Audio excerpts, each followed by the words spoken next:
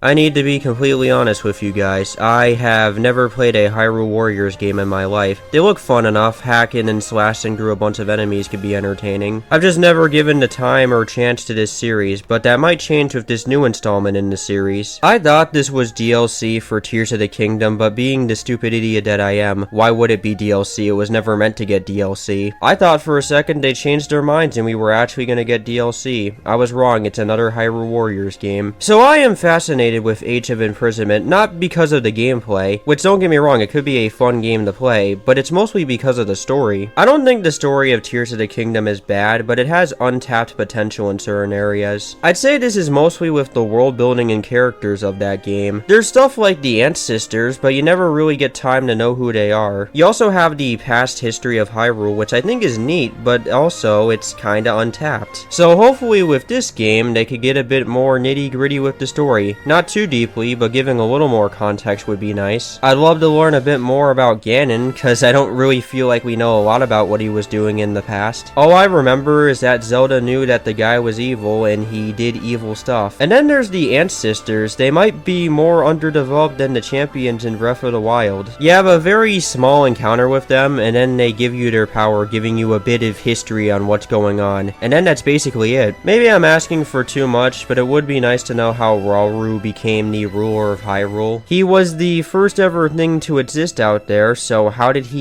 even get the rulership over it? Maybe Tears of the Kingdom explains it, but I don't remember, so if I missed out on something, I am sorry. And really, that's all I want from this game. Just flesh out these characters and world a little bit more, and that's all I need. It definitely could be a fun and entertaining game to play, but that's really all I'm asking for. We're getting another Hyrule Warriors game, and I guess it wasn't too surprising it was gonna happen. Let me know what you think of Hyrule Warriors Age of Imprisonment, and I'll see you guys next time, and bye.